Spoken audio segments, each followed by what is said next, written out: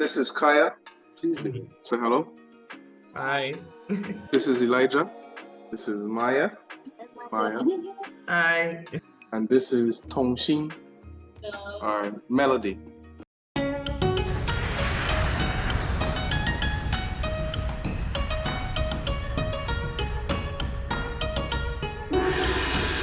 I was studying in Cuba. I did architecture in Cuba, and I came back home around 2009.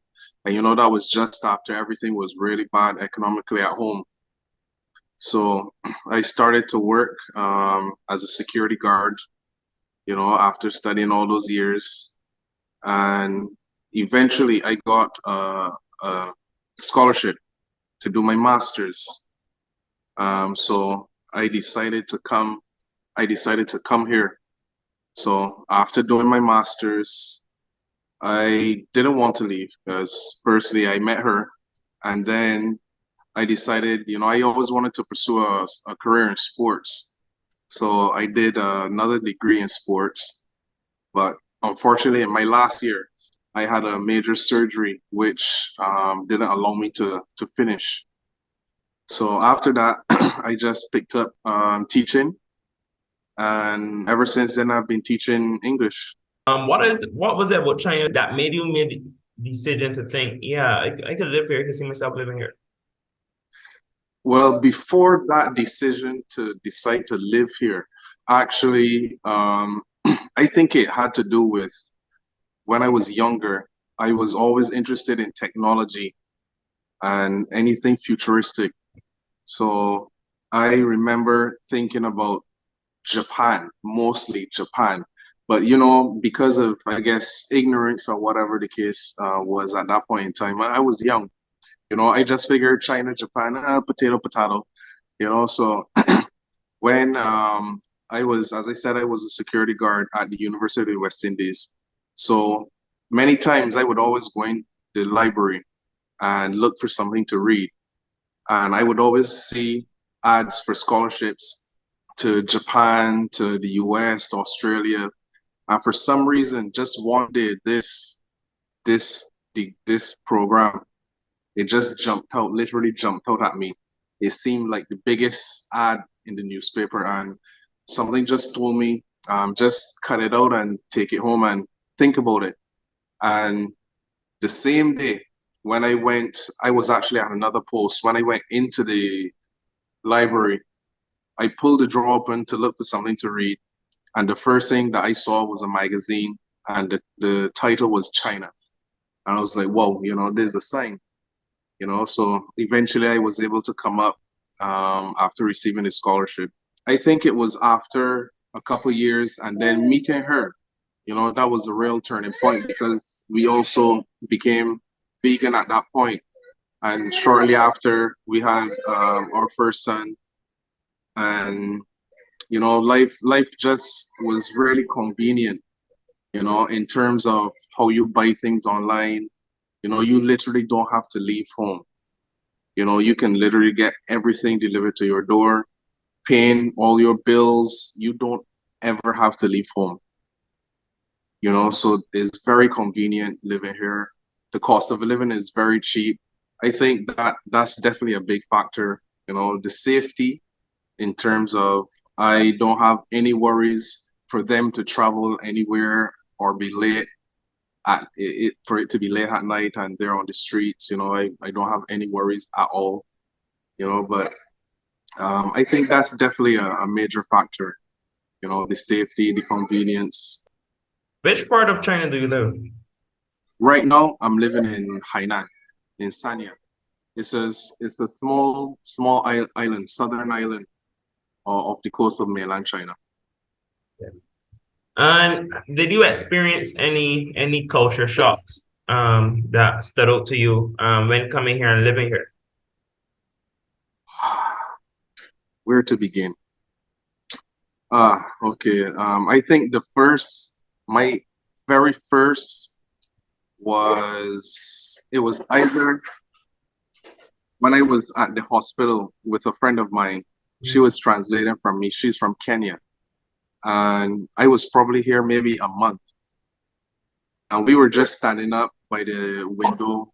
She was waiting on my medication, and this lady just came up to her and just wiped her hand and was looking at it, and I was like, what's going on? And she then explained to me, after she calmed down, that many Chinese people who are not really educated, they think that your dark skin is dirty, and that if they touch you, the dirt would come off on your hands. So that was like, really? Like, I never thought that people were like that ignorant, you know. Um, Another real culture shock was when we were in a restaurant, again with my same friend. And the first thing that got me was there were people inside with no shirts on, okay, in a restaurant. There were dogs coming in and out of the restaurant.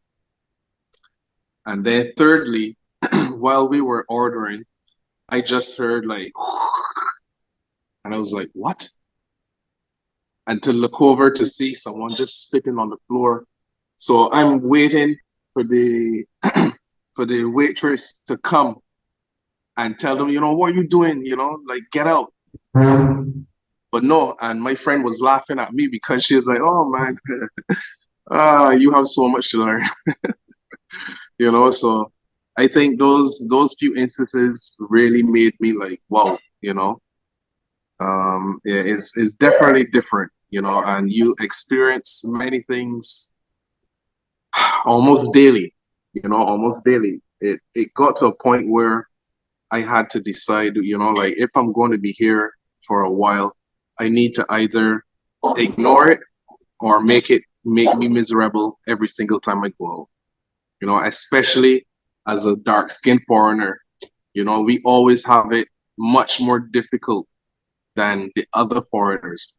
Usually for any foreigner, you would hear them shout Lawai, which means like foreigner, They always say foreigner. But then when you're darker skinned, then you might start to get more comments, more negative comments, Searching for jobs, you see white only jobs.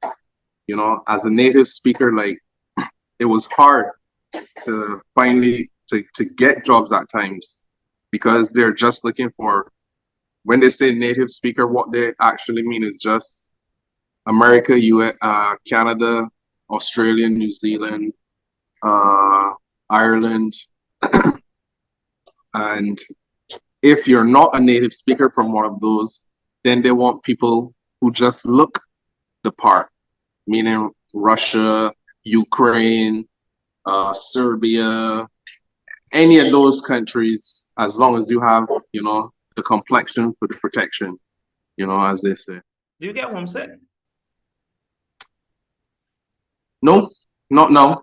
Mm. Before, because, because I was the only Barbadian in my school, in my city. Imagine a city of 35 million and there are no other Barbadians whatsoever. And then especially now, there are even less Barbadians, and not just Barbadians, but people, foreigners in a whole. There are just so much less of us. But at first, it was because it was a new language. I couldn't speak it.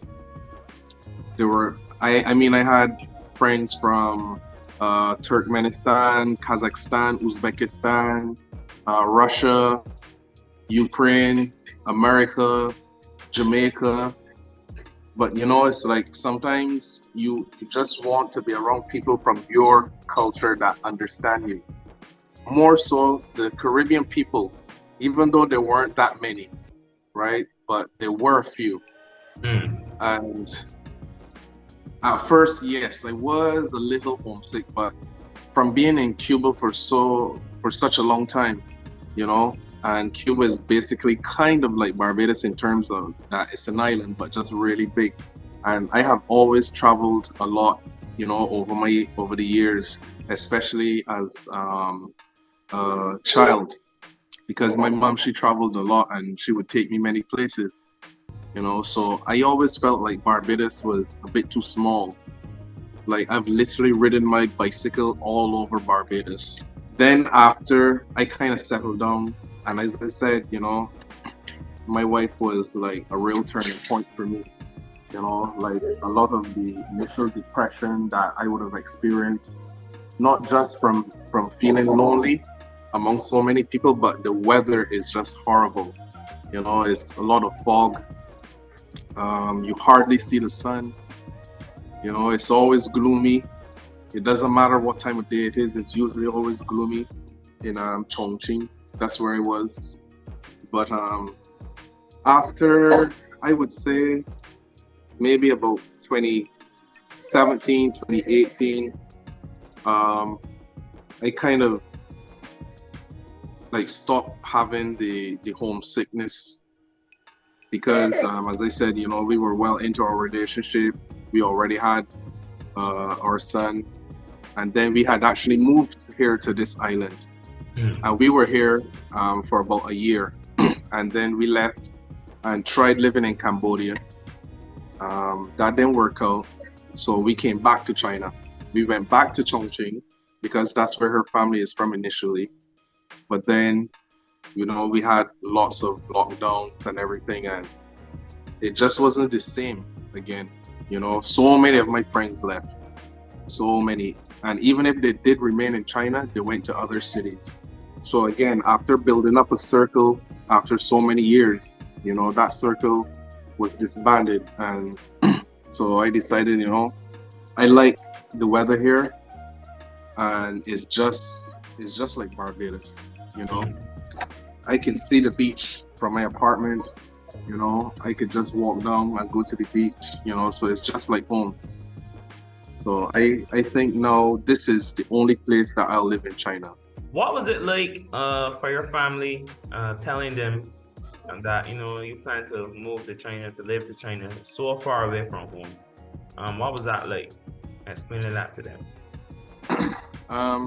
Really and truly, it was just my mom, and she was happy, because, well, actually, it was kind of mixed, because she wanted me to kind of wait out my time at the university, but the thing is, like, I never really felt appreciated. I just didn't feel comfortable. Students would always assume, oh, he's just a security guard. And then they would hear me speaking Spanish, and they'd be like, whoa, what's going on? And I just never felt comfortable, but she wanted me to stay there so that, if an opening opens up, I would be able to just go into my field, but actually, and there was an opening, and they overlooked me for someone else. And I think that was the point where I was like, yeah, I'm not waiting any longer, You have a couple kids, and I know you mentioned that you moved around a bit recently. What, in terms of education, what is that like? Well, we homeschool. We homeschool because I have been in the education system here, and it's pretty shocking. A lot of things that happen here in education, and even from my experience from being at home and studying, I never really liked school. I went to Combomer, and so many times I would be in class and I'd be like, how is this going to help me?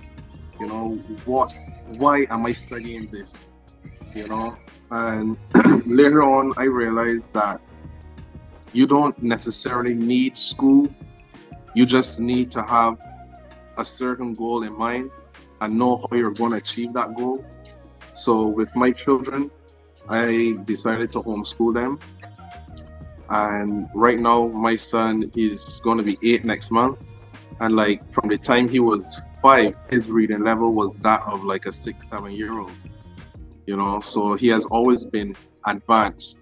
And even from doing my research, I noticed that homeschool children always did better on exams that those in the public system.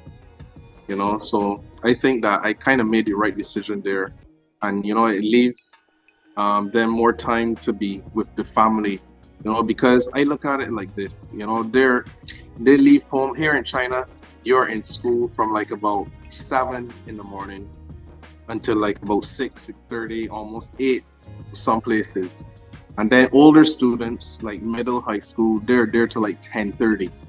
Oh, So you're basically being raised by strangers who are just doing it for a salary, But being home, your children, they wouldn't, number one, they wouldn't pick up bad habits, because at one point when I was at international school, I let them go to that school for like one semester.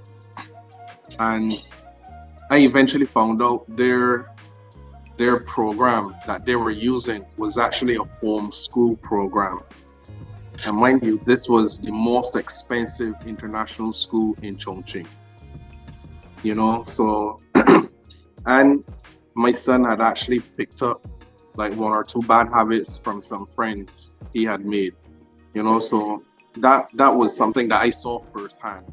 what advice do you have for people who are contemplating moving to China, want to study abroad or work abroad in China? What advice would you have for them? Being prepared mentally as a dark-skinned person to hear and see things, and try not to take it personally, because it's mostly ignorance that would cause people to say things. And also then the fact that some people just like to perpetuate that stereotype, no, thank you, baby. Yeah. So yeah, I think that's it. Like, you just need to be mentally prepared, mentally prepared to come.